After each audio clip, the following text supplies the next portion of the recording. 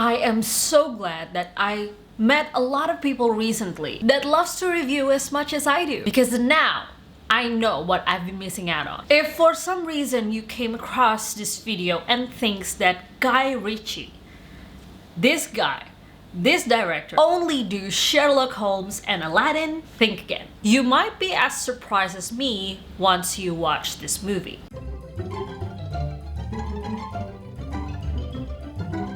Good morning, afternoon, evening everyone. Hi, my name is Myra and welcome back to my channel. I hope you are all doing great. Free hugs! Come here. Come here.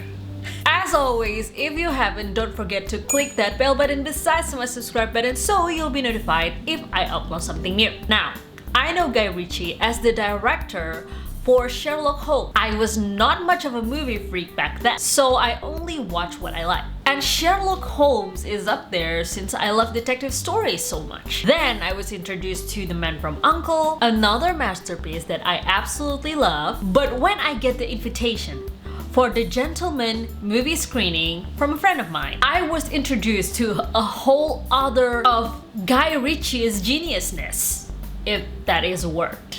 The storyline itself is a bit complicated, so I'll just say this for the synopsis. It's about Mickey Pearson, a very successful marijuana drug lord that is looking forward to retire and plans to sell his marijuana kingdom to a potential buyer named Matthew. Thanks to this deal, the movie progresses to a series of happenings with its own twists and turns. There once was a young and foolish dragon who came to ask a wise and cunning lion about acquiring his territory. Now, the lion, he wasn't interested, so he told the little dragon.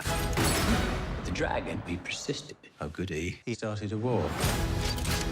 So the lion took the little dragon for a walk and put 5 bullets in his little dragon head. It's warming up now, isn't it? There's a message in there. Maybe you can explain it to me. Resulting in the most unexpected way for all parties involved. If I tell you even just a little bit of detail, it will mess up your experience for sure. So if you haven't watched the movie, stop here.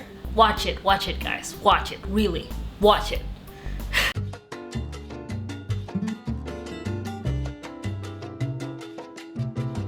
Of course, what amazes me most is the storyline. Guy Ritchie tells it so smoothly despite he went back and forth very often with his timeline. He got the most annoying, but not the most hated character, which is Fletcher, to tell half of the movie in his own voice and thoughts. I want you to play a game with me, Ray. I don't want to play a game. Oh, please. No. I said play a game with me, Raymond. Right. Lovely. Even with a short alternate ending. Which is so fascinating for me because here we can see the director's finesse and knowledge about directing and movies and all of that as well.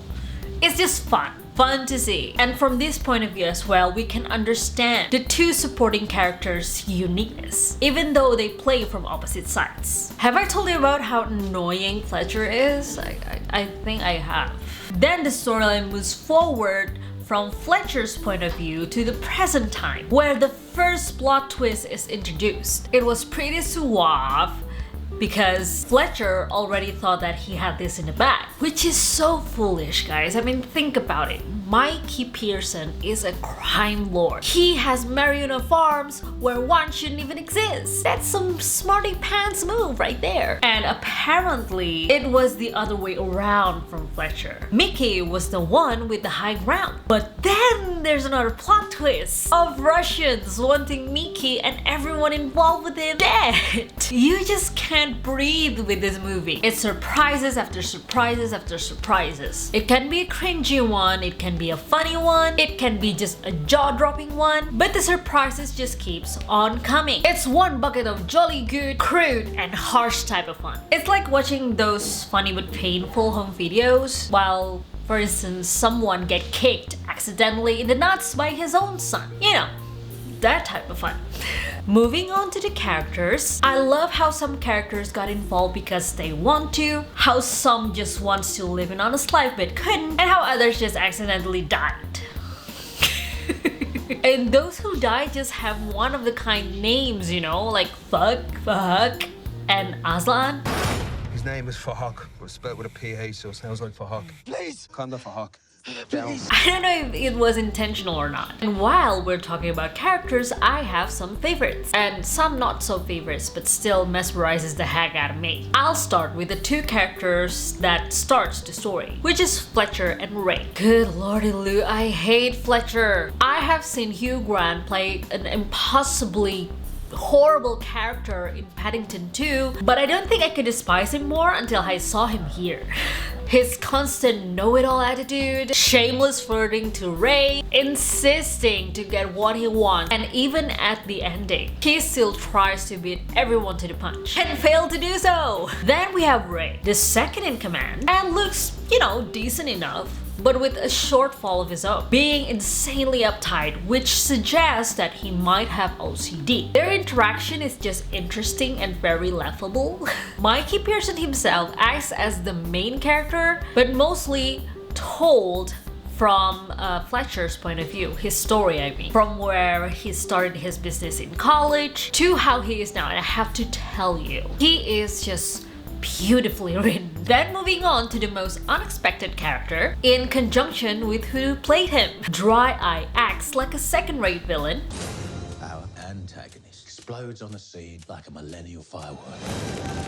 And has indirectly started a war. And boy, did Henry Golding nail this part perfectly. I mean, we know him from Crazy Rich Asian, being this posh and privileged yet humble person, into now as somewhat of a class A jerk, even more so than Fletcher. I mean, at least there's something likable about Fletcher. But with Dry Eye, I just hate him so much. Therefore, I praise Henry for being able to carry that character and bringing him to life. As my favorite scenes, I have so many. Every time something surprising and interesting happened, my heart felt like it jumped from my chest cavity to the screen. But that scene with the pig just left me speechless. I skipped that episode on Black Mirror, by the way. I can't stand it. But in here, after the editor sees it happened, I just can't stop laughing. I love how crude the jokes are. So, should you watch this movie? Heck yeah. If you have a stressful day and in need of brash, crazy, fun sort of flick, then this is the one for you. Watch it. Pretty please, and let the movie sweep you off your feet and tickle your belly with its own type of entertainment. And that's it. That's all I have for you guys today. Thank you so much for watching. I hope you liked this movie review, and if you do, don't forget to comment, like, subscribe, follow me on Facebook, Instagram, Twitter, and TikTok. And as always, I will see you guys next time. Bye. I don't know why that one is melodic.